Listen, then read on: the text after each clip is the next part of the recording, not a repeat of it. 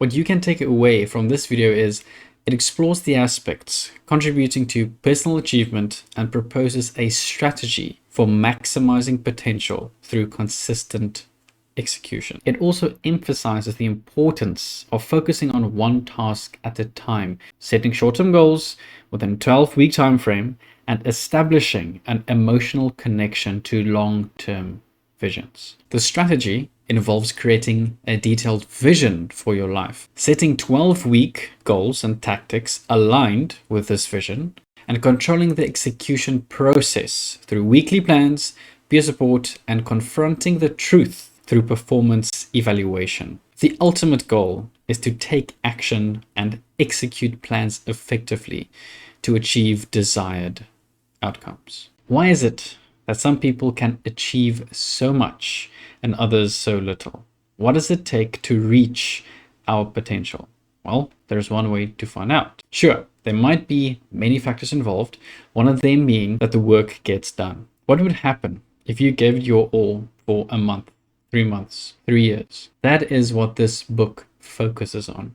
We tend to think that in order to achieve something great, we need more knowledge. The problem with this is we information overload and end up doing nothing or not using any of the knowledge because there's just too much of it. For example, we know that in order to get in shape, we have to eat just a little bit less and exercise a little bit more. And yet 2 out of 3 people in the US are overweight. So it's not a knowledge problem, it's an execution problem. This book talks about how to achieve life-changing results through consistent execution. Being busy doesn't mean what you think it means. Being productive doesn't mean what you think it means. Look at the results. Is it what you expected or not? Does it exceed your expectations or was it a little bit lower? The results are feedback on our execution, how well or badly we did it. The book delves into a strategy where you can increase your output by 4 times. It's been developed through real practical testing and is supported by evidence from psychology and neuroscience. If your strategy and plan are in place, combined with the right execution, you can accomplish more in 12 weeks than others do in 12 months. It's not what you know.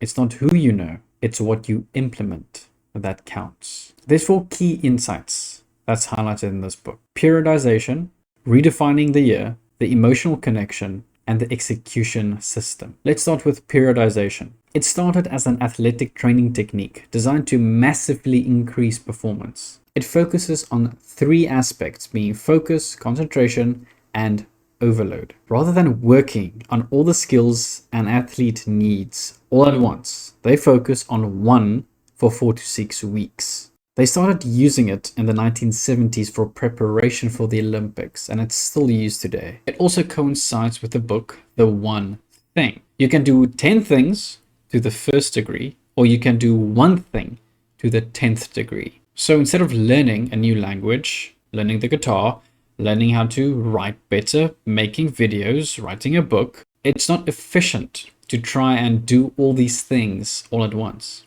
It's much more effective to do 1 or maybe 2 at a time for an extended period of time. The second point is redefining the year.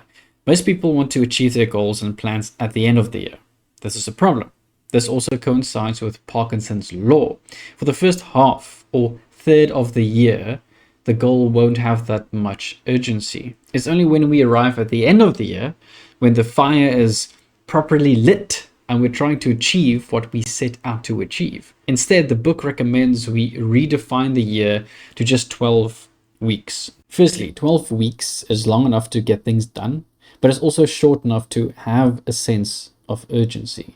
The second benefit is that it brings the new year excitement forward. So when this year isn't going to plan, you don't need to wait 6 or 8 months for the next year. You can start fresh every 12 weeks. Number 3 is emotional connection.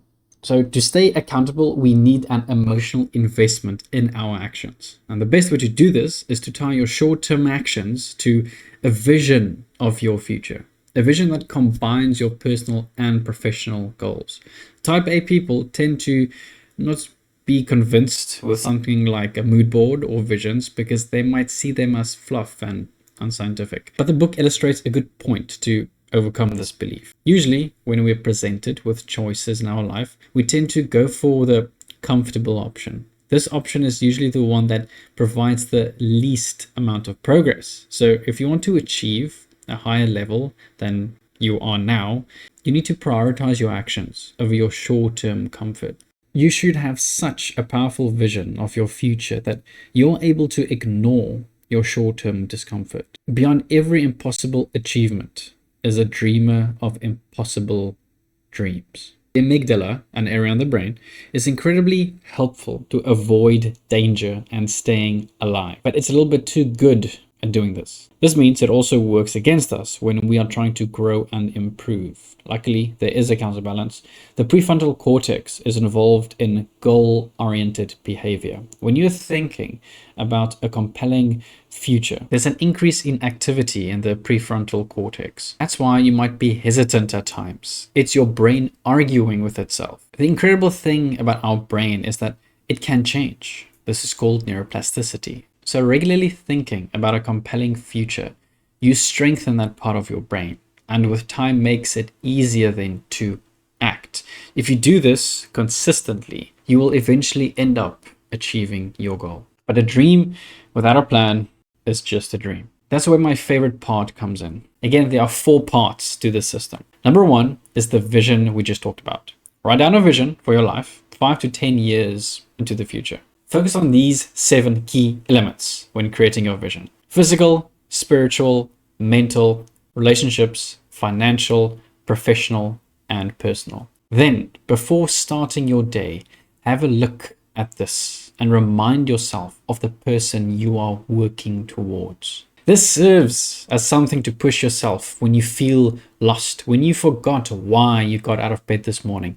Everyone has those days where you just think, what is the point of all of this? Have a look at that vision you created and remind yourself. Then just get on with it. The second part of the execution system is your 12-week goals and tactics. Look at your long-term vision, then create a shorter-term goal, 3 to 5 years. Then set 1 to 4 goals or targets for the next 12 weeks. Then you create weekly and daily actions that will help you get to that goal. Keep breaking it down to bite-sized pieces. Give it a bit of time and the snowball will roll all on its own. Controlling the process. This is broken down into 3 parts as well: the weekly plan, peer support, and progress measures. The weekly plan is the actions from your 12-week plan broken down into weekly and daily action steps. One of the best strategies you can use is peer support. This is weekly accountability meetings, at least once a week, and it can be as short as 15 minutes.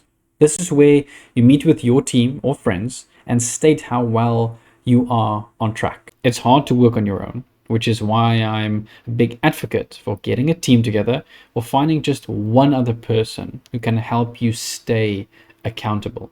At the end of the week, it can be beneficial to review your progress. What went well? What didn't? Make the necessary small adjustments and then implement them. You need to be able to measure your progress in order to understand it. This is the 4th part, confronting the truth. We tend to think that scoring someone will hurt them, but research has shown quite the opposite. It builds self-esteem and confidence because we are confronting the truth. If you're underperforming in your career, you find a reason or excuse because it is easier than confronting the truth. So scoring yourself and your performance keeps you honest with yourself. And it's also a useful feedback loop. Keeping score makes us focus on performance rather than comfort. At the end of the week, calculate a completion percentage of your weekly actions. Coincidentally, this connects with the current trend of gamifying your progress and achievement, which can be fun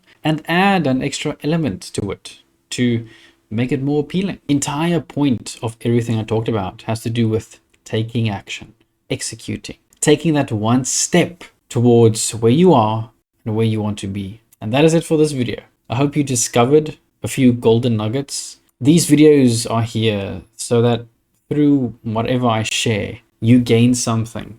Just one little thing that ignites a flame within you to pursue your desires. I want it more for you than you do. So keep moving forward, take it one day at a time, and remember that I am rooting for you.